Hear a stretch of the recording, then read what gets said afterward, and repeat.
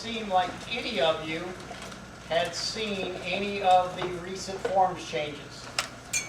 Is that a fairly correct statement? No, I've read them, I forgot. I read them, I I just did forgot. read them all I twice. can't remember. How about my online people? I'm tired.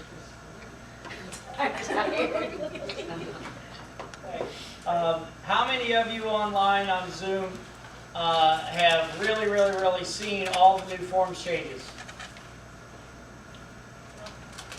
I don't see a single hand. So, okay, this is good. We're going to go off script.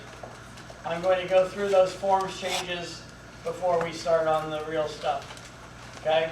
So, the forms changes that exist, they only did the purchase agreement, improved and unimproved, the listing contract, the multiple offer addendum, and then the alternative dispute. And I'm going to skip the first one and come back to it last. Okay, so here in the purchase agreement, they've said the buyer is or is not using a down payment assistance program. Okay, they've just added it. It's a checkbox, yes or no. It's not a big deal, but I guess certain people have been, a buyer has wanted a down payment assistance program, didn't tell the seller, then they got all things kind of screwed up, so they technically didn't get financing, and the seller didn't know anything about it, and the seller wanted them to have to lose their earnest money, and it was a big old mess. So now you're supposed to say if you are or are not getting down payment assistance. Okay. The next one on the improved property form, the buyer is interested, or excuse me, buyer's intended use for the property is blank, check single family owner occupied or other. And then you have the buyer shall have blank days after acceptance of the purchase agreement to satisfy the following building and use limit. Okay, they added that part that's in the yellow. Okay. People are coming to me saying, hey Jay, if I have an investor who wants to buy the house, fix it up, and rent it, do I really need to say anything that it's not going to be owner occupied? What do you guys think? Yes. You think yes? Why? And I'm not arguing with you. I'm wondering why you think that's important. Because they may not be single family. Okay, so it may not be single family. There might be a cap to the number of, There might be a cap for the number of renters in a community. What else? Covenants prohibiting. Same thing, covenants say you can't rent at all. That's possible. Okay. So, yes? What I run up against is that it's very hard to find commercial hazard insurance for a commercial property, for a rental property. There's so few companies anymore that, State Farm after 9/11 quit doing that. So it's very hard for them to get their hazard insurance in a timely manner. Okay. Anything else? Well, Jay, if you hit others, you have to explain on the second in the long line what exactly it is. Then if you said other, then you have a blank that's supposed to tell what you're going to do with it. Now, once again, who says you can't just say other and not say? Right. The reality is, I don't think this is going to make a lot of difference in a lot of transactions. Because for most of us, we're buying for our buyers. Okay? And they are going to use it as a single family residence, and it's really not going to matter to a lot of people. But when you get investors, you're going to have to explain what the deal is. Now, what if they're wanting to flip it But in their minds, they're only going to sell it to an owner occupant. Well, do you still pick the first box? At the time, it's not going to be an owner occupant. But once it gets fixed, it will be. So what do you say? I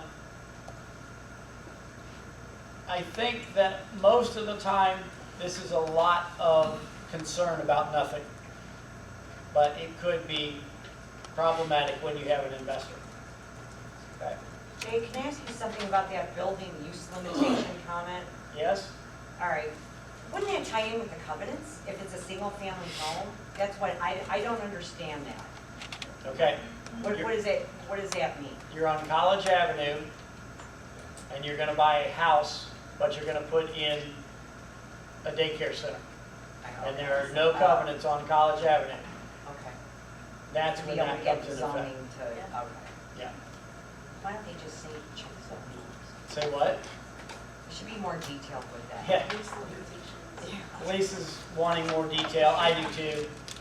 Or nothing. You just take it out, or put what you really want to know about it. Okay. Kathy?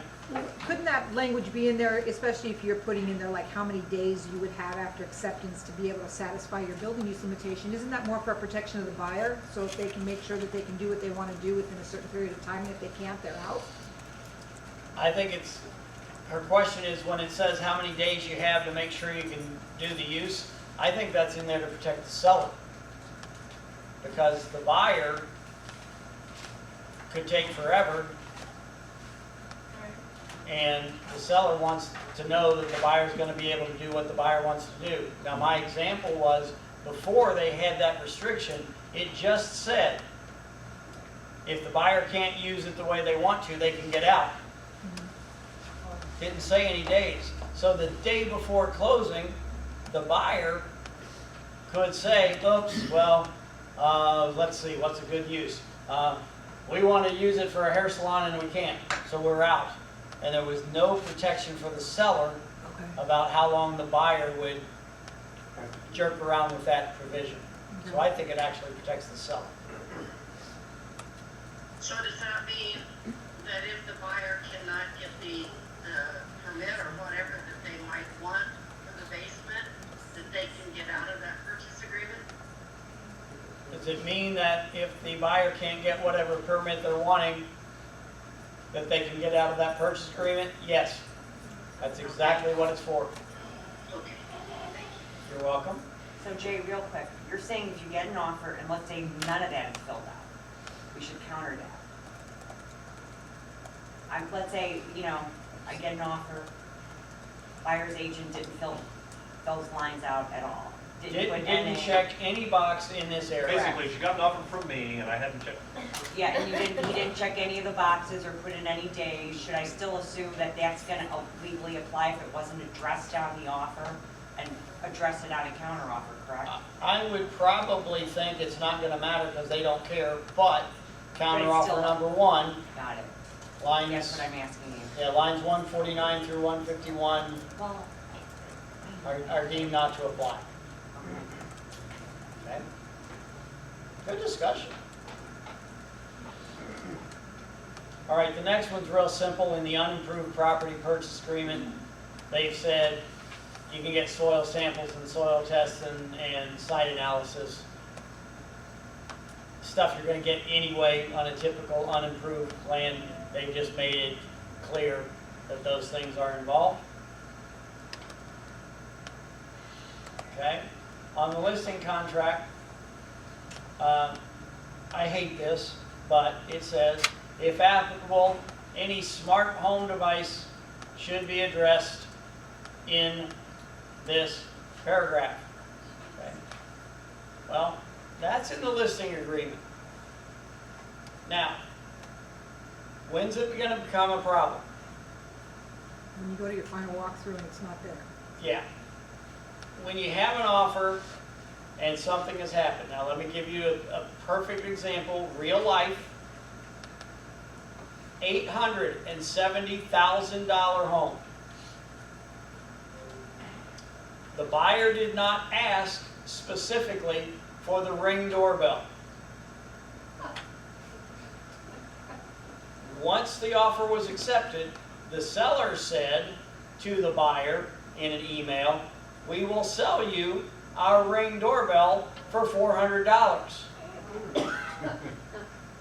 The buyer was like, "Bullshit. A Ring doorbell is a fixture. It's part of the house. It stays with the house." The seller says, "No, it's a smart device that we can take." Who do you think at the beginning of the whole discussion is right? Okay, let me see a show of hands. Who thinks the seller is right? And online, put your hand up for me so I can see. Okay, I have 2 people, 3 people who say the seller's right. Who thinks the buyer's right? I got 4 people. Okay, you're both like so non-committal, it's freaking killing.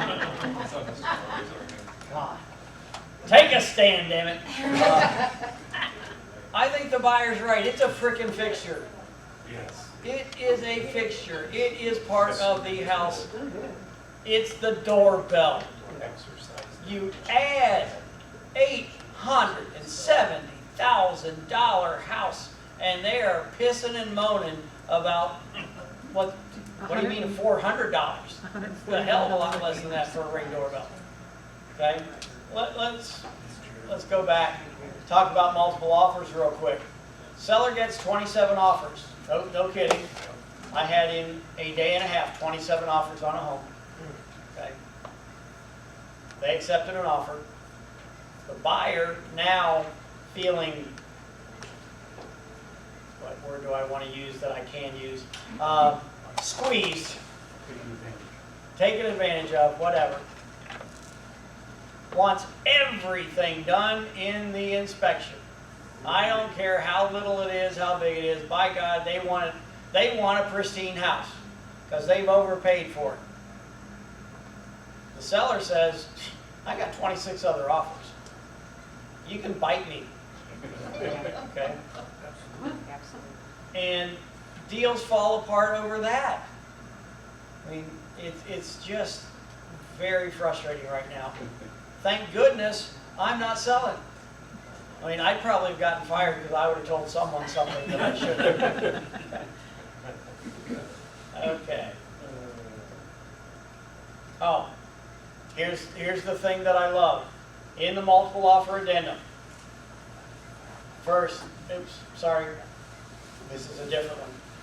Additional offers not previously received may be considered. That's always been the case. If you send out 10 multiple offer notices, and while that multiple offer notice is in effect, an 11th offer comes in, can the seller consider it? Yes. They've always been able to. But for whatever reason, they put that language in there. I think it's superfluous and not necessary, but I'm ecstatic that they did it because it clears up some problems. Okay. And then the alternative dispute resolution, all they did was change 3,500 to 6,000 because most small claims courts have a $6,000 limit in them. Nothing you need to worry about. But let's go back to the first change.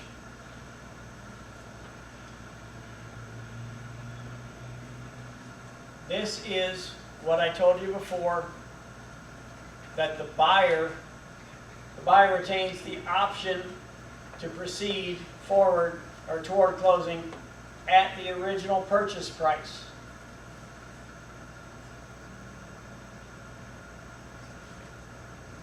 Okay, so again, it leaves it open to a lot of time.